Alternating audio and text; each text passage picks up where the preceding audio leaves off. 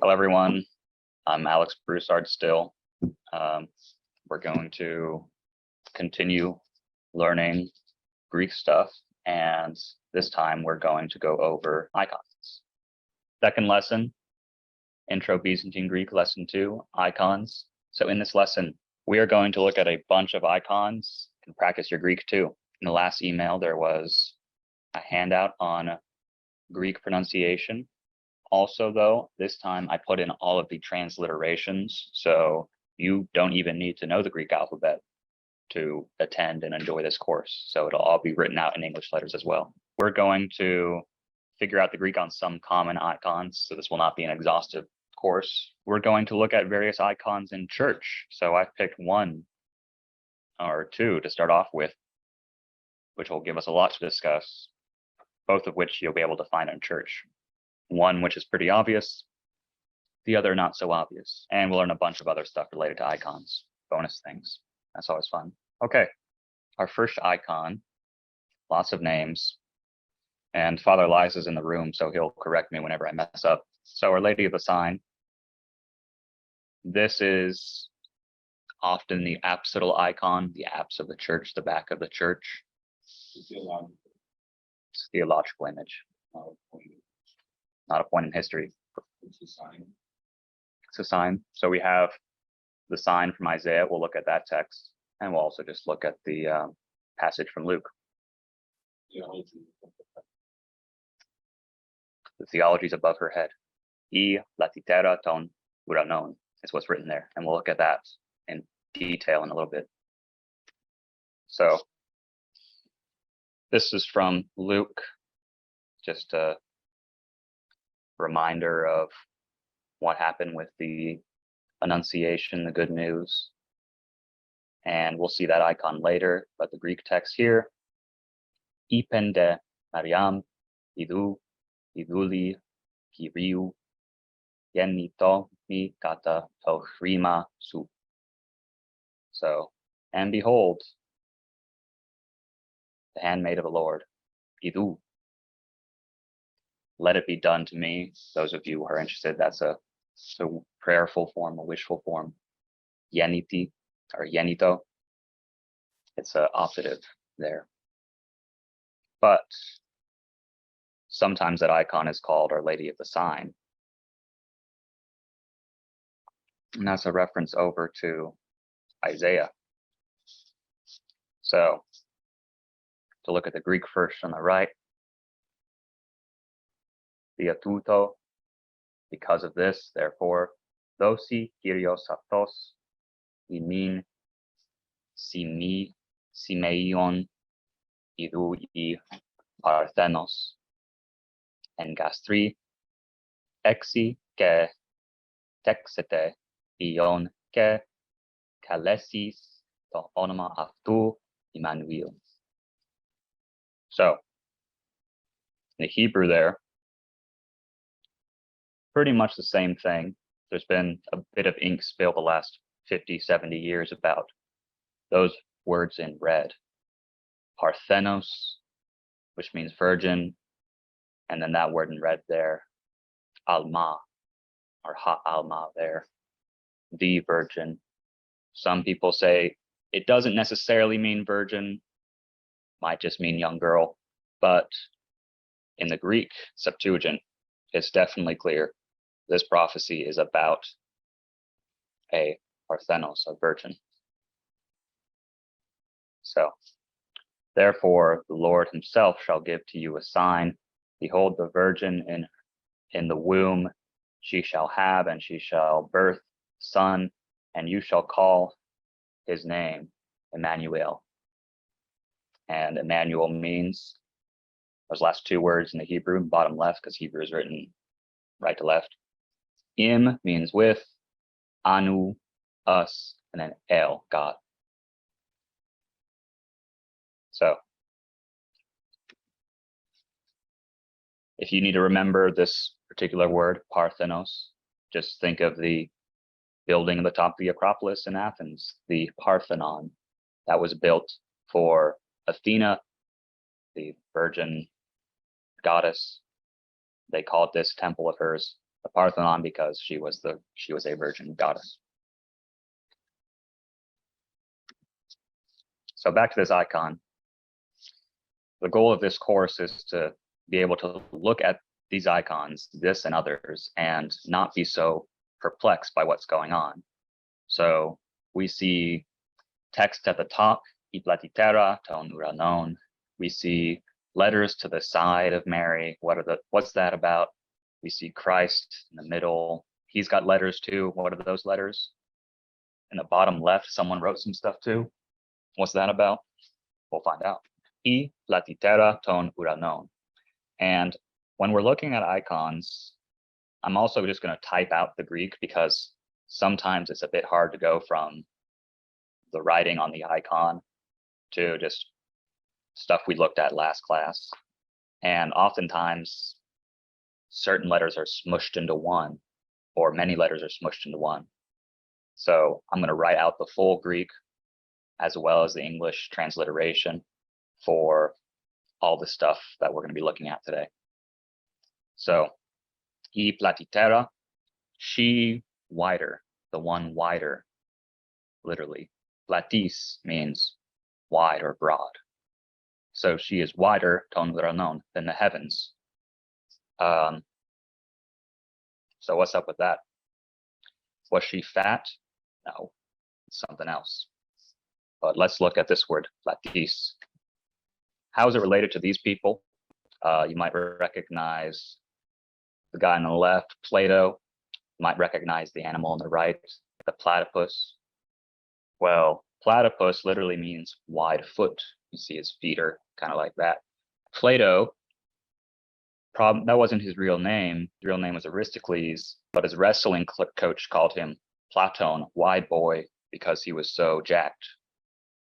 I don't have that problem, but Plato, wide. So when you see the icon in church, platitera, just think, Plato, he's buff. Or you could think of a platypus. They got wide feet. Yeah.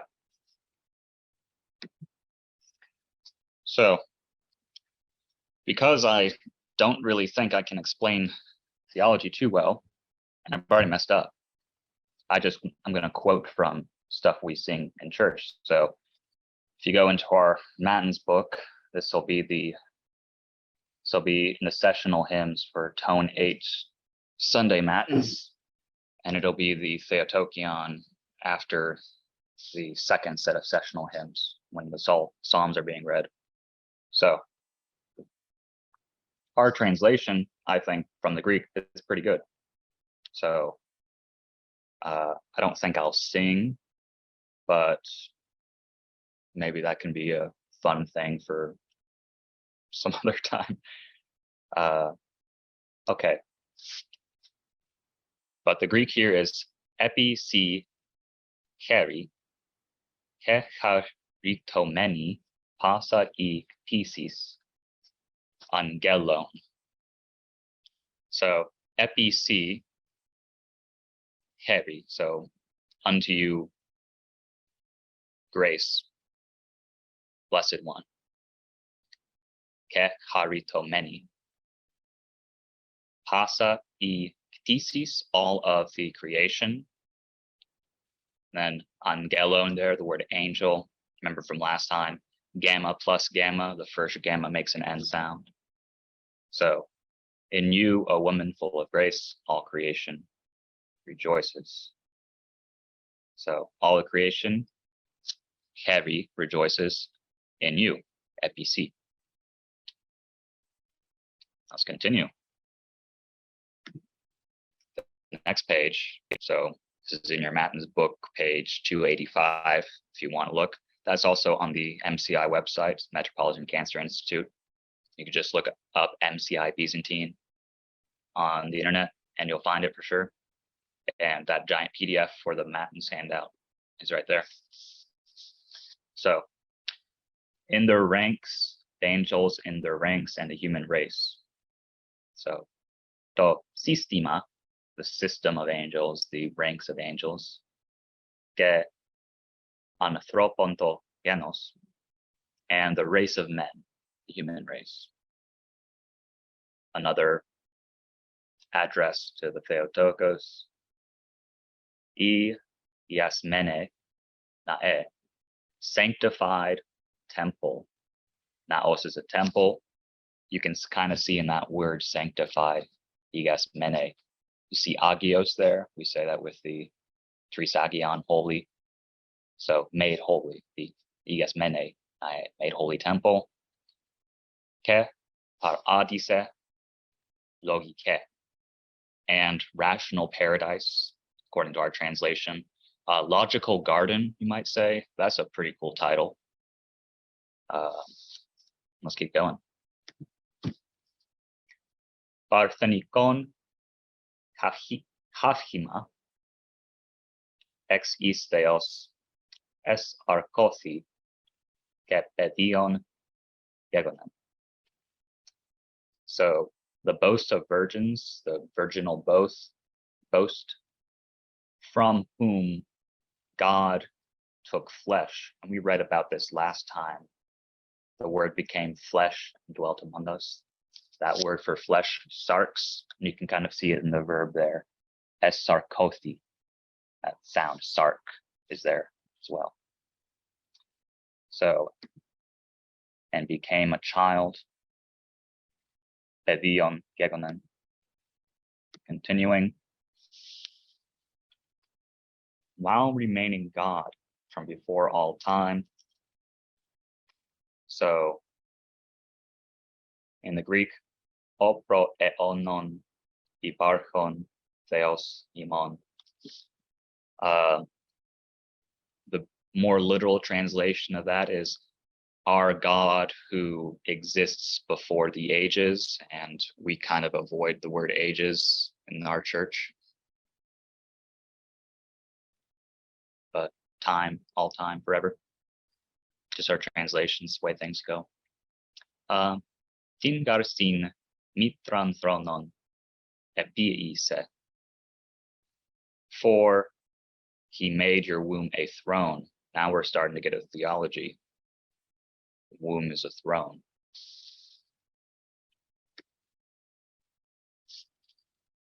Platiteran uranon apirgasato. Setting it apart, and that verb there, apirgasato, you can kind of see the word ergon, which means work. So finishing off, completing, but the apo prefix, setting it apart in a way, but really just finishing it off, the womb, wider than the heavens. So platiteron uranon. So, and there are a couple of other instances of the phrase wider than the heavens, more spacious than the heavens, in the stuff we sing in church. But this is just one example. And again, I'll need correcting if I'm wrong, but if creation happened through Christ, or Christ is the creator, it's paradoxical to say that the source of creation is contained. And so if the source of all creation, highest of which is the heavens, is contained in the womb, then Mary is latitera ton uranon, and she is wider than the heavens. And then a bonus here, parash there. If you were paying attention in Father Elias's homily on Sunday, parash, means set apart, Pharisee. So I just thought that'd be fun. Tie that in. See if you're paying attention. Okay. And then it repeats. Hymn closes. Episi keri kekaritomeni pasa ik thesis doxasi. In you, O woman, full of grace, all creation rejoices. Glory to you. Doxasi. Doxasi is pretty common in church. Say glory to you, O Lord, glory to you. Yep. Comment in the chat. Few cannot be contained was contained in Mary's womb. She is wider than heavens. Exactly. And for the fun of it, here's also just the beginning of what would be the Greek chant. And no, I'm not going to sing it. You'll notice that this says tone 4. Well, I thought it was tone 8. Well, yeah, it's plagal tone 4. So ikos plagion tu tetartu at the top there, the fourth plagal tone. And then metatin vita psychologian kathisma theotokion. So this will make more sense in future classes when we talk about parts of the liturgy, also parts of matins, vespers. What's the structure? What are these things called in Greek? Metatin vita, after the second. So Greek didn't have access to the Arabic numerals, which I really think came from India, until way later in the history of the language. So they used letters of the alphabet to represent letters. Vita is the second letter of the alphabet. So when you see vita there, you can just say metatin defterin after the second psychologian. So after the second stikos word, stikologian, verse word, the kathisma, which means a sitting down, so a sessional theotokion. So this is from the sessional hymns. Like a cathedral is where someone sits down, ex cathedra, from the chair. A kathisma is a sitting. So when you stand, there's a stasis. When you sit down, take a break, that's a kathisma. So sounds good in both tones, I think. All right. So that was just one part of the icon. Let's go back to the icon. How long can I talk about just one icon? A lot of things here that apply to other icons, though. So those letters to the side of Mary. Looks like an MP. It's actually a mi ro. And that is short for mitir. Mitir, meaning mother. And then the circle there and that V, well, that circle, you see a line through it. It's actually a theta or theta. And that V, well, it's actually supposed to be an epsilon. And so those are the first and the last letters of Theu, which means of God. So the first and last letters of Miter, mother, and the first and last letters of Theu, God. And it might be hard to make out, but you can see a little titulum, little title above the letters. Very often in icons and other texts, when you have abbreviations, you'll put titla above the letters, little stylish lines above letters to show that it's an abbreviation for something. And that is all over the place in especially just any Slavonic text. Got to learn a lot of abbreviations to read that. In order to start reading Slavonic, I had to come up with a bunch of note cards. Each one of these is a different abbreviation that is used in Slavonic text. So someone who's here, you can look at this if you want, check it out. Took forever to put together though. Fortunately, there are fewer abbreviations with Greek. Okay, you'll see this on a lot of icons, also a lot of products. It's pretty common to see Agion Oros. That means holy mountain. It's a reference to Mount Athos, northern Greece. A lot of people go there. A lot of products come out of it. I just got this picture online. Agion Oros, though, you'll see that all over the place. Holy mountain. Okay, now turning to Christ. Continuing the trend, well, we'll start with the outer, the IC there and the XC. Well, Greek letters, so it's actually iota sigma and chi sigma. And those are the first and last letters of Jesus and Christos. So the Greeks there. Remember that sometimes sigma looks different. Sometimes it looks like a a C, that's called a lunate sigma, happens at the end of words, and sometimes icons will just write all sigmas as C's. And then closer to Christ's head, you'll see 3 letters, an omicron, an omega, and an E. Well, that's not an abbreviation for anything. Those are actually the 3 letters to say Ho'on, he who is. Sort of, that's the closest I think people get to guessing what the root of the divine name is, the tetragrammaton, the Yod, He, Vav, He. And all of those little pointings below and above those letters, below that letter on the right, the Yod, which made a Y sound, that little double dot came from a different word above that second from the right, and therefore second letter, the He, which makes an H sound. That dot above makes an O sound from a different word. Second from the left, the Vav, the vertical line, that little thing like this, a kametz, makes an A sound. So people, when they read this, they started to say Yehovah, so Jehovah. But that particular pointing, nikud is what it's called, was borrowed from a different word. When Masoretes would read this name, they would instead substitute a totally different word. They'd say Adonai. I can go back to you can see that word Adonai. If we look back at that reading from Isaiah, so top left there, you can see the pointing is very similar. Adonai, top left. So still got that double dot in the bottom right, got that 1 dot at the top, and got that kametz down there at the bottom left.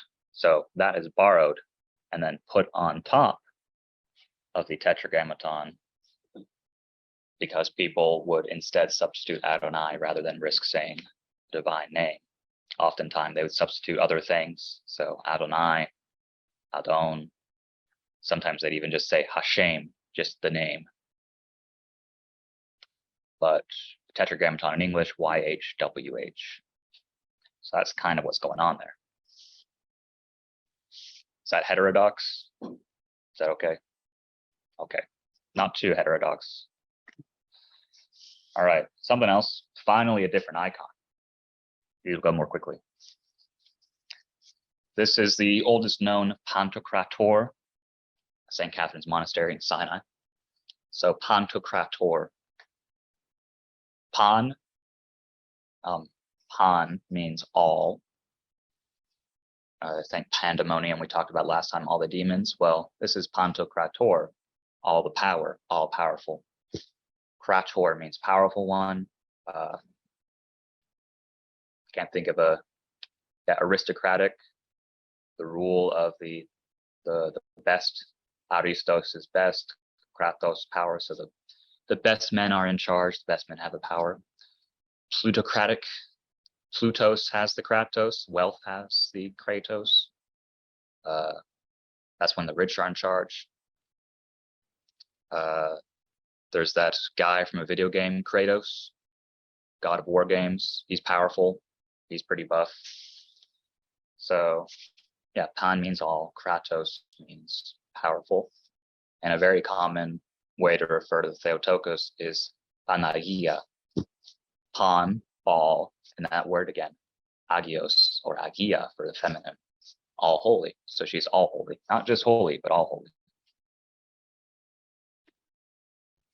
Okay, so this is another icon that's in church, which is in St. Basil's. So you go in, it's on the left wall as you walk in. And I thought we would go through it since it's kind of hard to get through. So we're going to find out what all of this is talking about. So I don't know, what do you guys think? Anyone online have any thoughts? Gentlemen here. What do you think's going on? You'll see the two guys at the bottom, they have little demons whispering in their ears. So something else is going on. Exactly. And we can read the Greek and we can see which council it is. So this is in church. Let's read it. And I'm going to zoom in so we can see it a bit better. But first, back to the numbering system. This is just a sort of a guide of how this is a guide of different time periods, how numbers would be counted, and you just combine numbers together. So an alpha, first letter makes sense, the 1. Vita is a 2. Gamma, we talked about that, it's a 3. So often you'll see in a liturgical text that's in Greek, you'll see just doxa, glory, and it has gamma right there for if you say that 3 times, or anything that you're supposed to say 3 times, it'll have a gamma. Or if you say something 12 times, you'll see an iota, beta, 12. Or if you see something supposed to be done 40 times, you'll see a mi. So there are a couple of circumstances where we have to do the math on this icon. And I can refer back to this when we go through. So here's the icon as a whole again. And here's the first line, the top line, and this was divided up. So E, ahia, there's a delta there. Well, alpha, beta, gamma, delta, 4th letter, and look, oh, delta is 4. So we already kind of are thinking of 4. And then we have right away, ekumeniki synodos. The 4th, tetarti, ecumenical synod or council. So the word there, that prefix syn means coming together. And odos is the Greek word for way or road. There's a book of the Bible, Exodus, that's the way out. If you go to Greece, there's an exodus on all the signs, and there's an isodos, an entrance. And we'll see an icon which talks about an entrance a bit later. So this is E, ahia, tetarti, ekumeniki. Next line. E and Chalcedoni, just in case you forgot the order of the councils. Man, was Ephesus before or after Chalcedon? Oh, it tells us right here. E and Chalcedoni. The one in Chalcedon. Epi, Marcianu. And do you see right there, right after Marcianu, it looks like a B, an A, and a C. The Greek letters, Vita, Alpha, Sigma. Well, same thing with when you see the Meter Theou, or the Jesus Christos, the little hat with a thing like that. A titulum there, an abbreviation. So BAS is actually an abbreviation for Vasileos, king or emperor. So under or in the presence of the emperor Marcian. And eti, there's an epsilon, there's a ni, and an alpha. I did the math for you. There's the Greek there. Tetrakosi pentikonda n, in the year 451. So that's the year that the Council of Chalcedon took place. Let's keep going, or maybe we go back just to refresh ourselves. So we've done the first 2 lines at the top, got a couple more to go. And there's a little bit of text at the bottom there. We'll take a closer look at the people with the demons in their ears to find who the bad guys were. Okay, 3rd line. Epo, okay, that looks like a key there. And that second thing looks like it might be another key, but it's really a lambda with a dash, that kind of dash, that apostrophe tells us, oh, we're just counting numbers. So the key is 600, the lambda is 30. So that is 630. Epo exokosii triagonda theophoron pateron. Theophoron, we hear that word a lot in English, God-bearing, or God-bearing fathers. That's how we refer to the good guys of the ecumenical councils. Kata, just continuing with that second part. Kata ftihus, I forgot the squiggly at the end there, sorry. Ftihus ke diaskoru. So kata in this context means against. In other contexts, kata can mean according to. If you're reading the gospel according to John, kata Ioannin, that's according to. The gospel of John is written by John, not against him, but here it means against. So got the council is held by the good guys, the 630 God-bearing fathers, against Eutyches and Dioscorus. And what's kind of ironic is the name Eutyches means the one with good fortune, the fortunate one, but he was anything but. So let's look at the bad guys. And this last line, ton monophysiton, describing Eutyches and Dioscorus. So it's kind of hard to make out, but on the left you see something that looks like Ftihis, and on the right you see something which looks a bit more like Dioscoros. So those are the monophysites. Council was held to defend Cyril of Alexandria's notion of the two natures of Christ, hypostatic union, and they didn't like that. And before I stumble into bad theological territory, I'm just going to quote Matins again. So this is from Ode 1 of one of the canons of the Fathers, which is sung sometime mid-July. Ode 1 is the canticle of Moses from Exodus. So this is just the text right after the Moses stuff, talking about this council. So the pious council of the fathers, which once assembled against Eutyches, guy we just saw with the demon in his ear, truly preached the Savior in two inseparable natures, manifestly walking and abiding according to the doctrine of the godly father Cyril. So we like Cyril. The 630 pious men, and I'm glad that this was here so I could actually check that I was reading the icon correctly. The 630 pious men, having cast down the deception of Eutyches and the heresy of Severus. We didn't see him, but he's a guy who came a bit later who was defending Dioscorus. Attained unto this hymn, we preach Christ in two natures, walking according to the pronouncement of the blessed Cyril.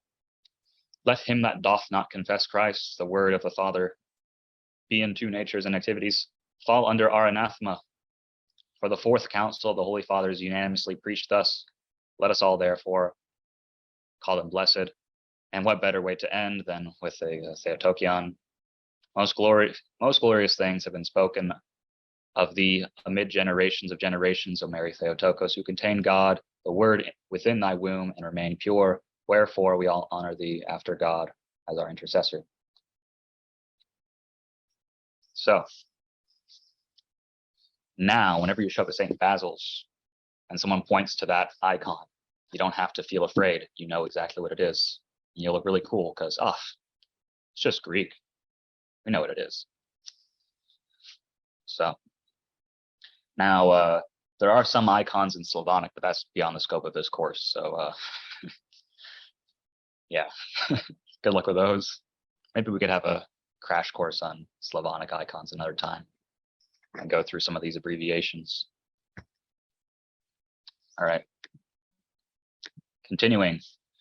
All right, we're going to pick up the pace a little bit. We've gotten through the two really big icons. This guy, St. Nicholas.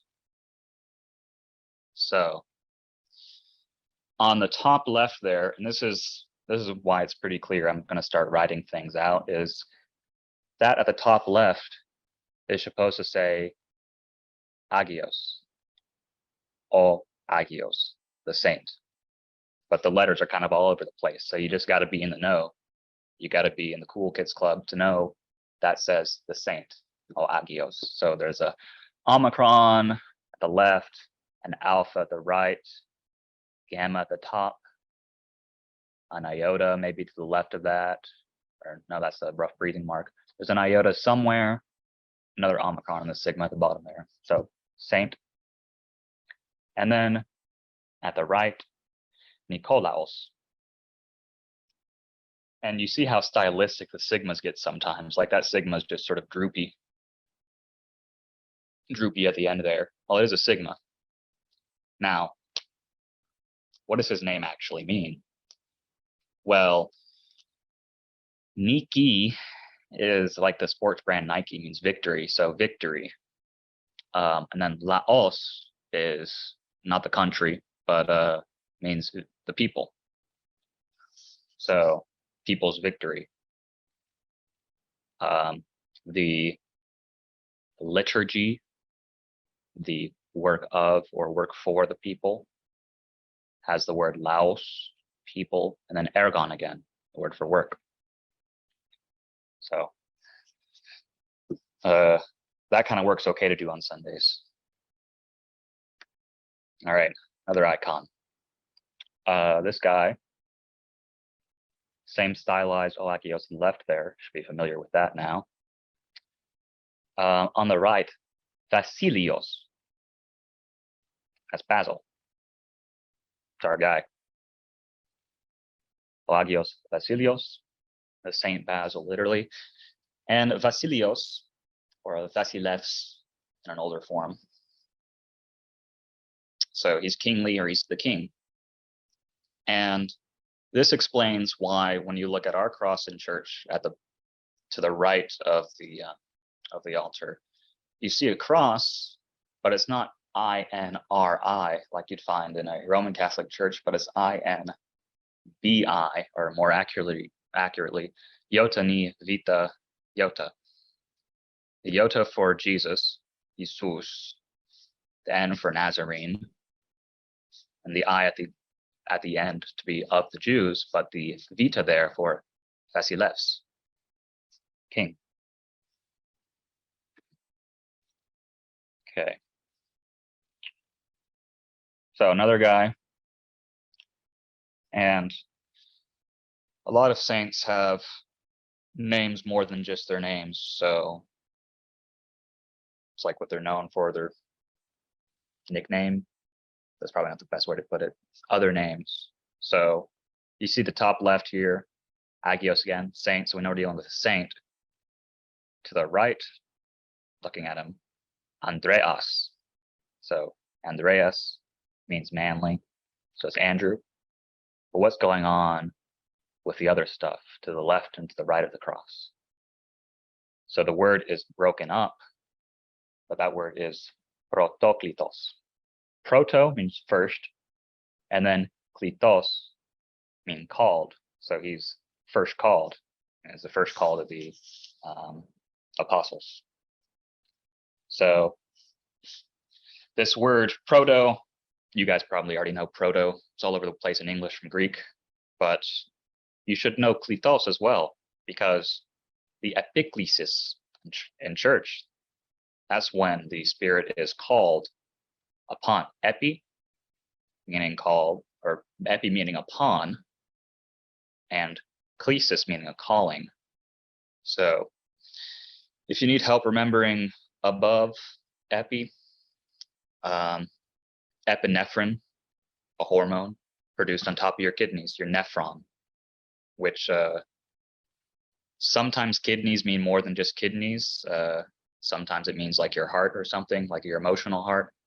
I think the book of Revelation uses the word nephron somewhere in the first 3 chapters or something to talk about like your heart or something. But I also have no idea how to talk about the book of Revelation. Just that uses that word. Nephron means kidney. And adrenaline is just the same thing, odd on top of, and renal as your kidneys. So adrenaline, epinephrine, same thing, I think. It's not medical advice. But epi on top of, klesis, calling. Okay, got a couple of things in the chat. Oh, 3 things. Oh, Thomas says, thanks for the apostle. You're very welcome.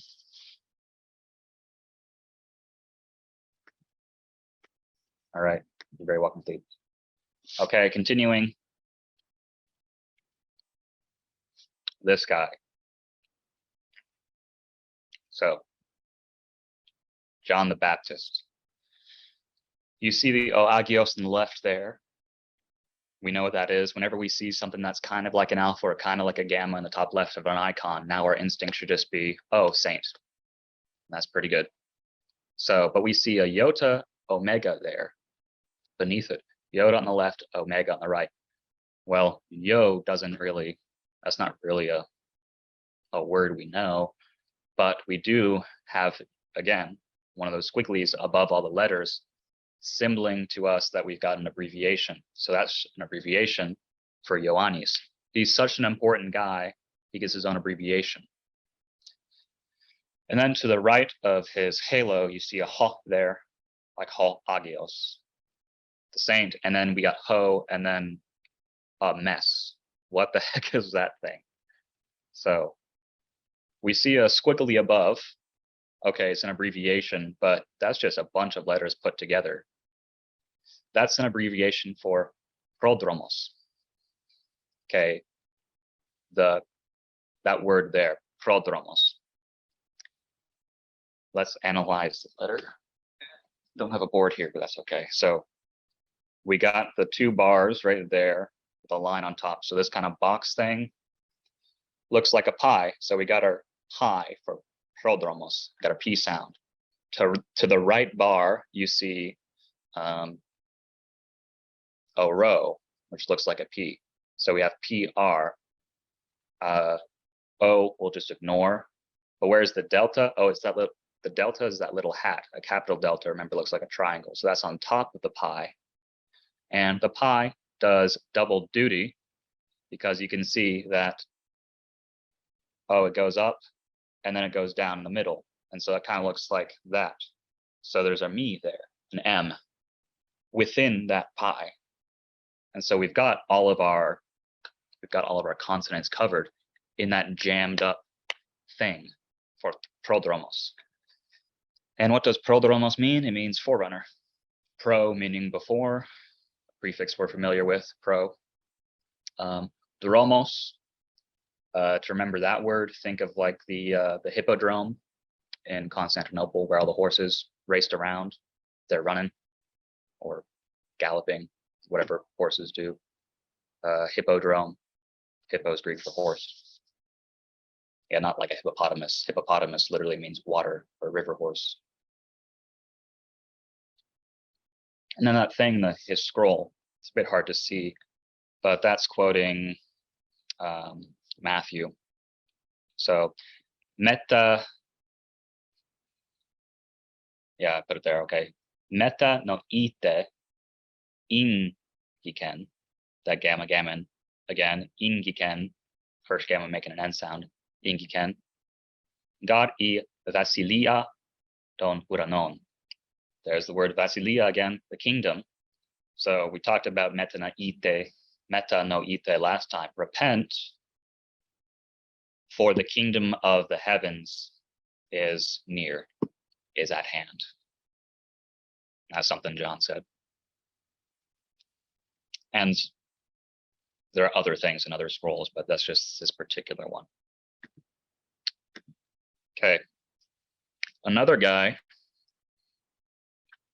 St. Stephen, top left, easy, the saint, Agios. We know that now. See the top right? Sigma, tau, epsilon, phi, makes a PH sound, alpha, nu, omicron, sigma, Stephanos.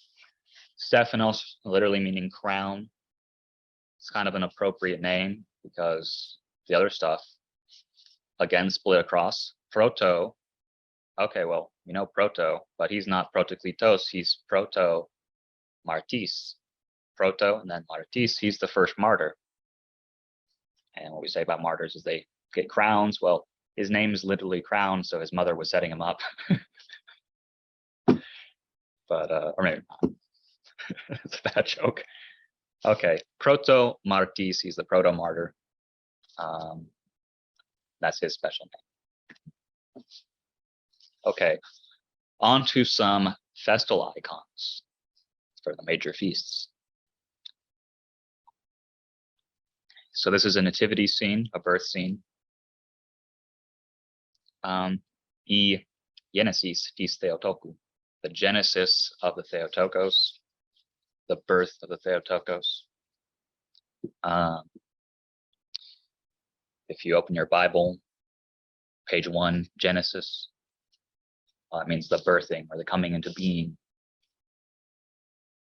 Okay, another icon, the entrance. Oh, there's that word isodos, but in this case, ta isodia dis Theotokos. So odos or odia, an entrance, the goings into of the Theotokos, literally. She's put into the temple.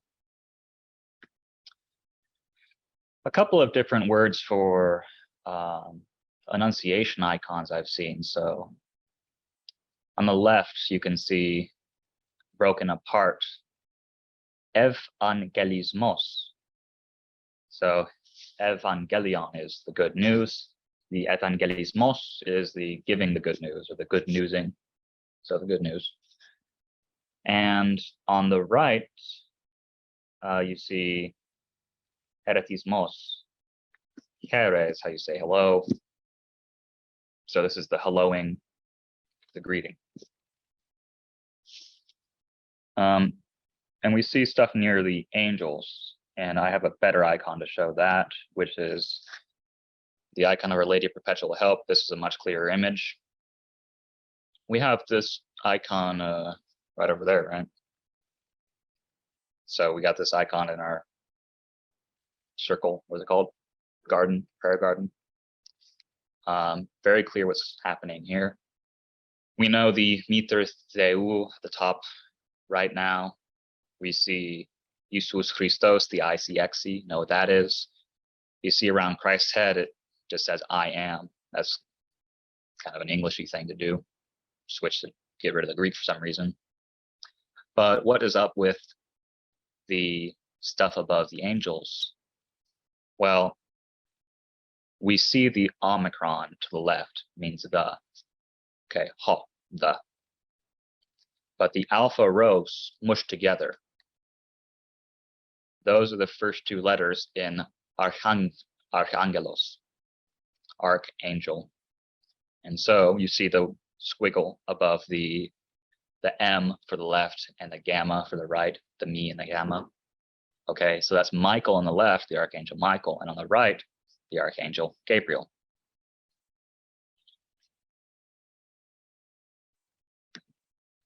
Beware the squiggles. Okay, this scene, you can tell by the picture, but let's just pretend, I don't know, you had no idea what's going on here. You look at the top, you see E Genesis. Oh, I know what Genesis is. And then tu Christou. That's tu Christou. That O with a sort of a Y on top looks like a bunny. That's actually the Omicron Epsilon combined. It's a very common abbreviation. So tu Christou. Genesis tu Christou. The birth, the genesis of Christ. So this is theophany, which means revelation of divinity, revelation of God. And e baptisis, you can kind of see a common abbreviation here. There's the E, which means the at the very left, the eta. But beta, alpha, pi, vap, bap. And there aren't actually 4, but there are 5 letters to the right of the dove. That's a tav or a tau combined with an eta. It's just very stylized. The eta starts where the tau is formed from the eta's left side. So it's tav and then eta. So thesis is the end there. And notice here, both sigmas are like C's. It's just a common stylistic thing. Lunate sigmas all over the place.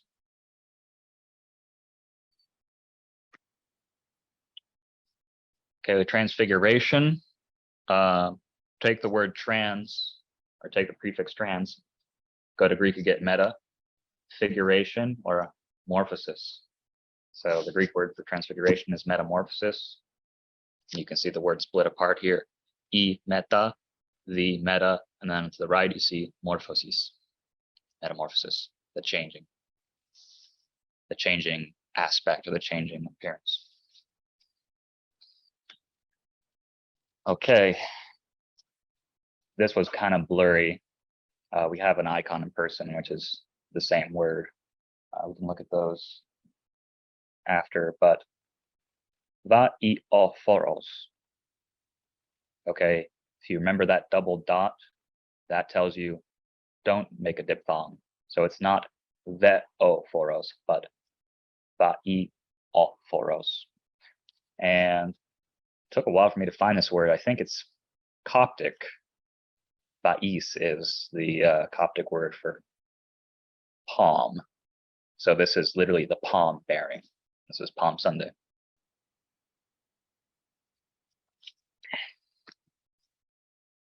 Okay. Try to say this word 5 times fast. Ipapandi. Ipapandi. I can't. Ipapandi. Or Ipapandisis. This is the encounter.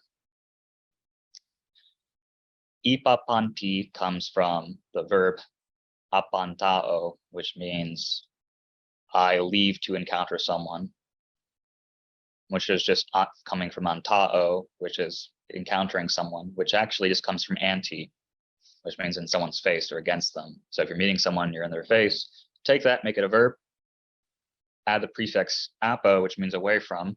So you leave someone and go to present someone. So he's going towards Simeon there, being presented to him.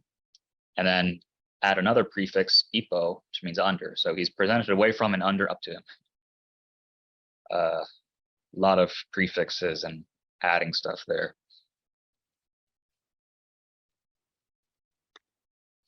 Okay. We got this icon right here in the hall. Mystikos Dipnos. The mystical supper.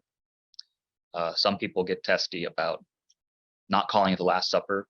It says mystical there. I don't think I can get into the theology about that, but it's the word mystical right there. Yeah. Mystical, that word comes from, go back far enough, it referred to mystery cults.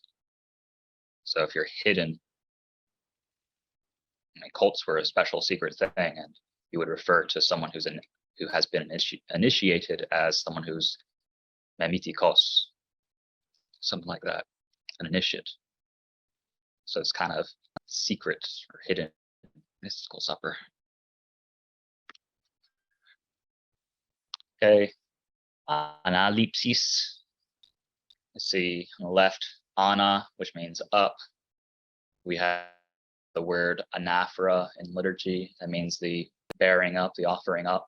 So the analipsis is the taking up, the uptaking. You can see iana, the up, and then lipsis on the right, taking, the uptaking. Okay, another icon, and this phrase is on the shroud in our church too. E kimesis dis theotoku. The kimesis, the falling asleep of the Theotokos. You can see that e kimesis, the falling asleep, on the left, top left, that's spelled out entirely. But tis there, oh, that's the same abbreviation, combining the tau, the tav, and the eta. Same abbreviation there. Lunate sigma there. And to save space, it's also because it's such a common word and she's such a commemorated saint. Theotoku, you're just writing the theta, the kappa, and that combination of the omicron with the epsilon, like the bunny ears there. So only 4 letters to spell out her name, not all 8. And you can see the squiggle above that to let you know, just in case. By the way, This is an abbreviation. Okay. And this is another feast. Ipsosis tu timiu stafru. So ipsosis, the making hyper, the making above, ipsosis, the raising up, the exaltation. Altus means high, exaltation. Tu, of the, timiu, honorable. Timothy, that name, honor to God. Timo, and then Theu. So the timiu, stafru, cross. So the exaltation of the honorable cross. And that looks like Agios Makarios, spelled there. St. Makarios. Another major feast. And wow, that's it. So your homework is nothing. All right.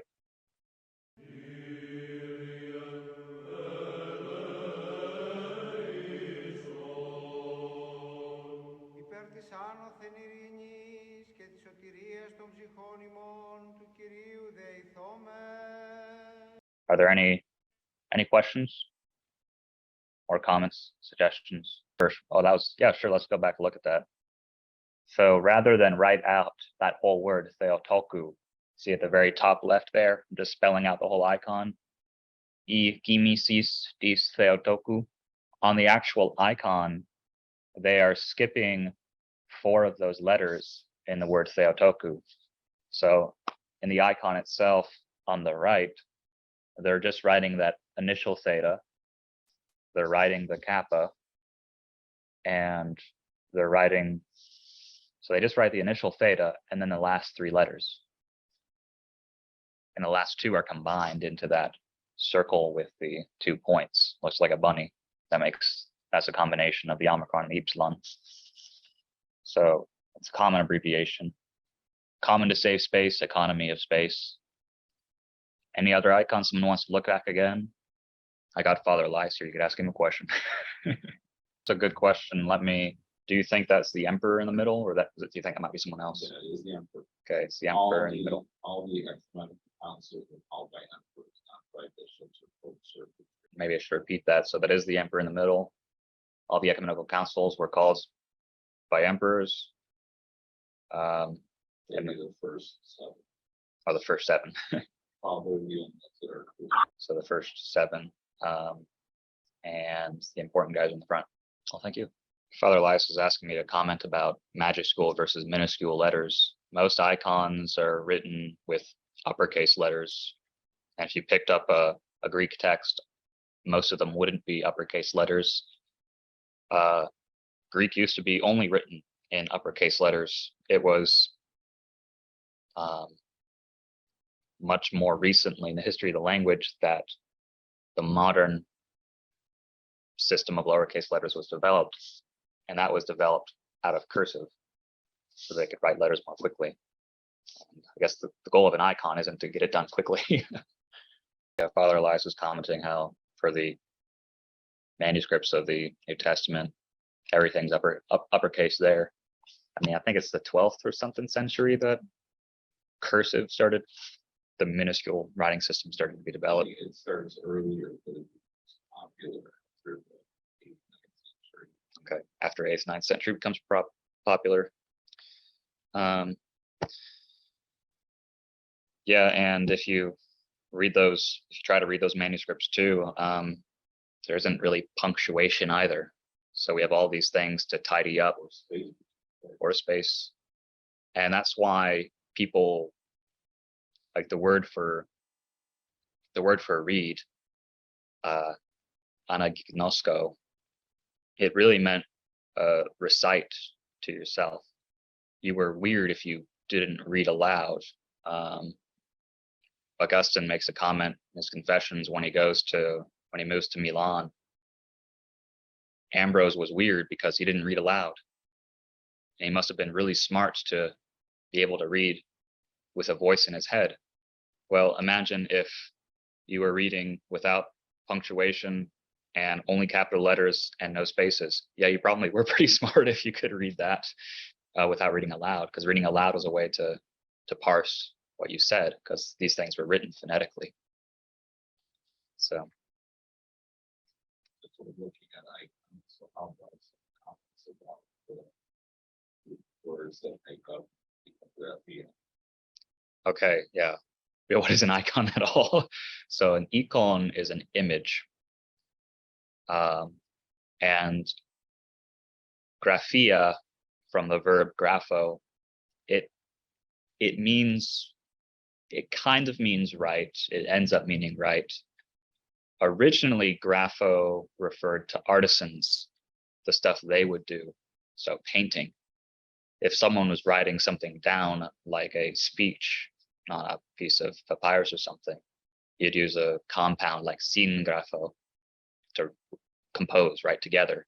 But graphe isn't just writing, it's also painting For scratching. or scratching, chiseling. That's another artisan. So they'd use that word for graphe as well. So this, That, I think that comes the whole problem with writing icon, which is purely an English exercise. Because does not in other languages. yeah, the paint versus write controversy. It's the same word in Greek. It's not a, so it's an English controversy. Great explanation on the meaning of the word icon. Oh, thank you. So yeah, an image. And one of the commandments, no graven images, and you can correct me or expound, is, but part of the defense for iconography was we're not worshiping the images, but it's notable that God took on sarx, the word we talked about. So took on flesh. And from the Theotokion we read for this icon, became fleshed, Esark Kothi or whatever it was. So are we worshiping these images? No, they're part of our tradition, and certainly defended by later councils. Saint Irene, Saint Theodora, two empresses who defended icons from the iconoclasts. Oh, iconoclast means icon smasher, iconoclasmos, to break the icons. So we're not iconoclasts. Oh, another thing about that word Stephanos, that word appears as a verb, stephete, in the marriage formula. So let's talk about doulos, slave, or doulis, handmaiden. The crowning formula is o doulos tu theou stephete, the servant of God is crowned, or the woman, idouli tu theou stephete, the handmaiden of God is crowned. And so with that crown, so stephete there for a crown. Someone commented, direct message, your presentation for icons seemed to point to theology or important people in the history of the church, not something being worshipped. Father Elias is going like this, not worship. And we do kiss icons, what you do when you go into and you leave a church, but you're not worshiping the images. Worship just for God alone. Veneration. Yeah. Any other comments? Any icons someone wants to go back and look at? A little bit, talked about the Tetragrammaton. I did talk about the on. Yeah. So Tetragrammaton, Yod, He, Vav, He, thought to come from, I mean, plenty of ink has been spilt on where people think this word comes from. A lot of people guess it's from the verb haya, Yahava, haya, kind of similar. So I am who am, haya means to be. So thought things come there. But the stuff about Jehovah, that's just taking the vowels from a different word and shoving it into the consonants of whatever the Tetragrammaton, the divine name, is. By the way, Tetragrammaton is tetra for grammaton, from same thing as graphe, 4 letters, 4 writing. So the Tetragrammaton Hebrew, 4 different letters, Yod, He, Vav, He. That would be with the letters inside the halo. Mhm. So. Let's get a how close up. would you accurately translate that? We say, I am. So let me find a close example. How would I most accurately translate the words, or that's in the halo? he who is if I saw that just out in the blue, say he who is. Own is a present active participle nominative masculine singular. Ho is the definite article nominative masculine singular. With ho before the participle is being used attributively, most likely, meaning you translate best the phrase in the halo as a relative clause, who is, and you can imply the antecedent for relative clauses, and so you'd say he who is. That's how I would translate it, just seeing it. And But I mean, rendering it into English, it's not just is, it's being existing. So yes, so in Greek there are two different words for being. There's a word for being and there's another word for becoming. And so own is the more permanent word, meaning not coming into being, not decaying out of being, but just static existence. So necessarily eternal if you get into the Platonism about it. The word for not being, rather coming into and thus decaying, falling out of being, would be genete, which is where you get Genesis. So Genesis, creation was created, didn't always exist. The cosmos is not eternal, but Christ is. So it's not, Christ is not a giganomenon. He's not ho giganomenon, the one who, well, I guess I should say giganomenos. If it was ho giganomenos, the one who comes into being, that would be, is not eternal.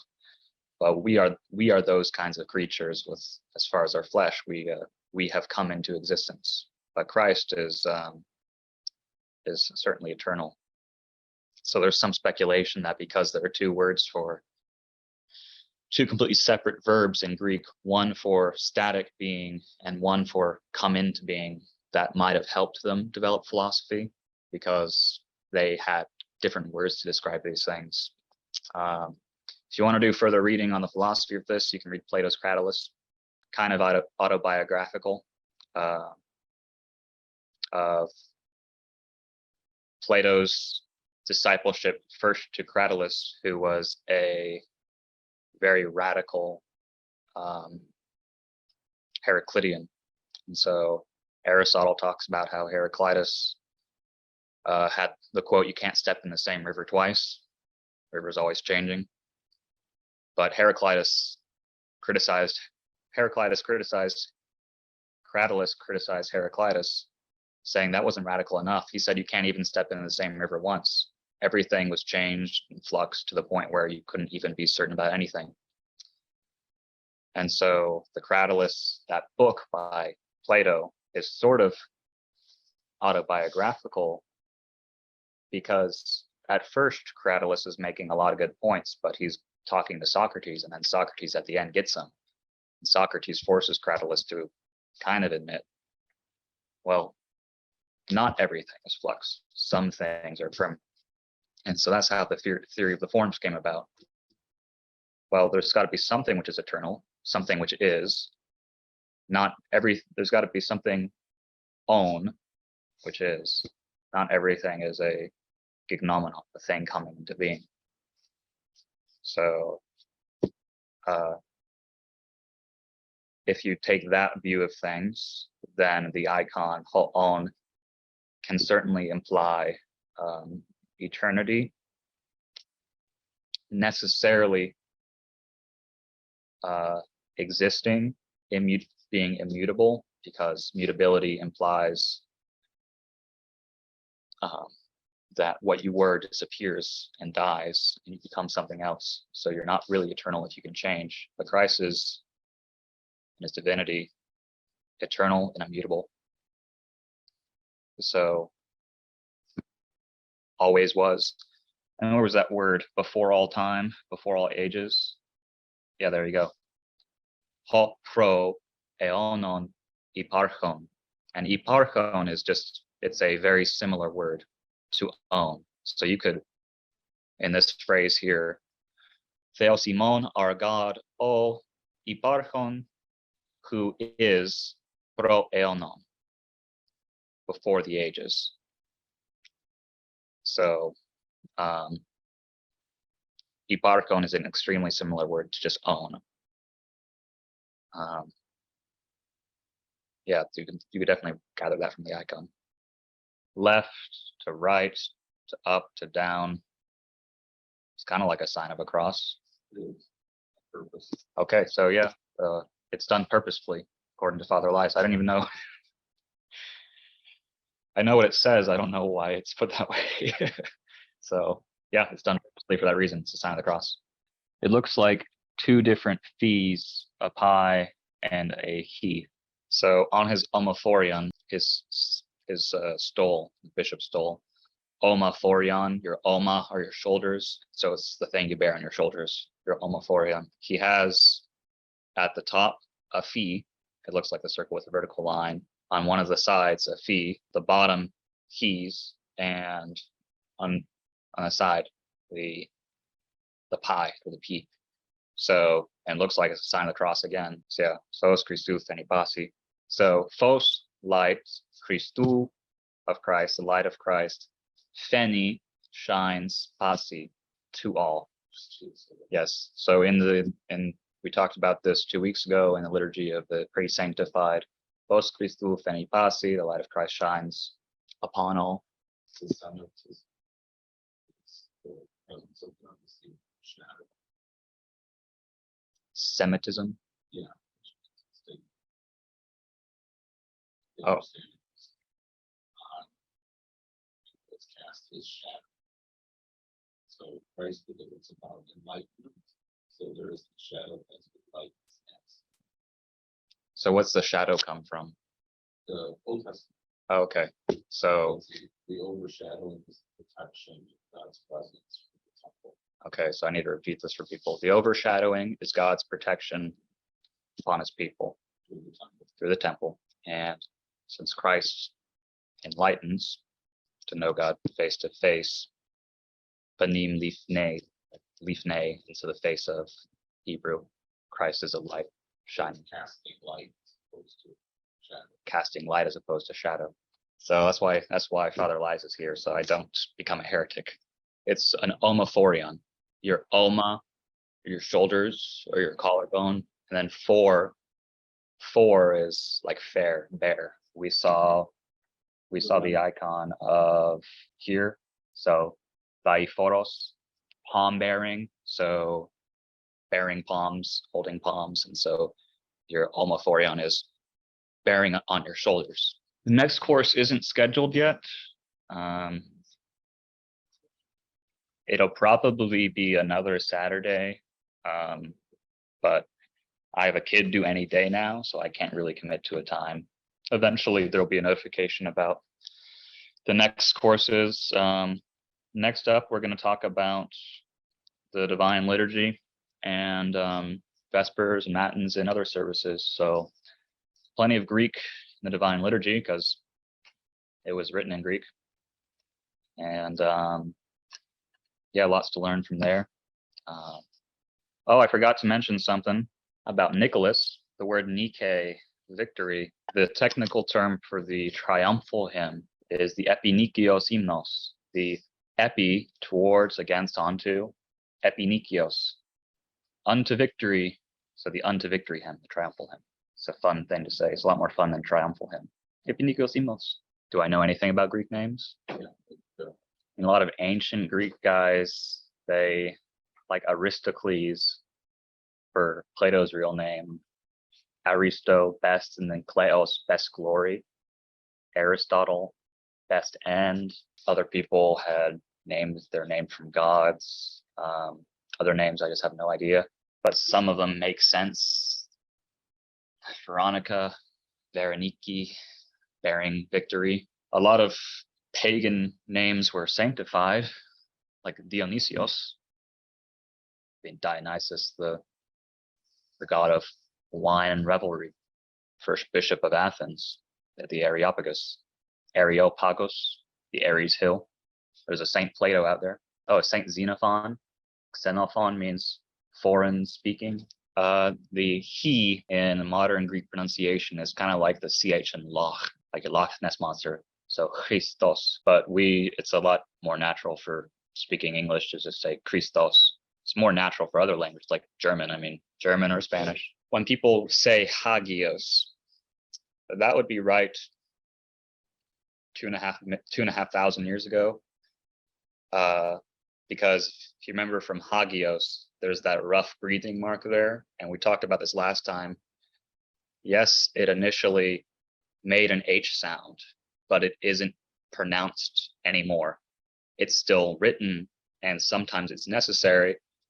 So, for example, one of the reasons for still writing the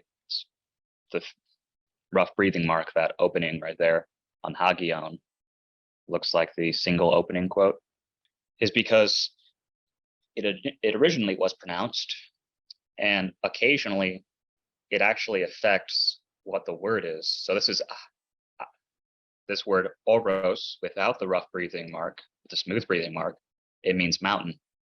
But if you change it to a rough breathing, which initially would have sounded like horos, that would be like the word for definition. Now, the initial rough breathing is no longer pronounced. So when you're in church, don't add your H's at the beginning of words. But if you're going to spell these things accurately, then this is what Byzantine grammarians started to do. So it would be wrong to say Hagios. It's also wrong to say the G like a normal English G sound, because that's not the sound in Byzantine Greek, but most languages don't have a voiced velar fricative out there. That weird sound. It's an extremely uncommon sound in a lot of languages, but that's more forgivable than going Hagios. Okay, anything else? Well, I think then we can be done. Eventually we'll have 3 or 4 more courses. Maybe we'll do them in groups of 2, just for easier scheduling. Thank you. Ευλογημένη βασιλεία του Πατρός και του Υιού και του Αγίου Πνεύματος, νυν και αεί και εις τους αιώνας των αιώνων.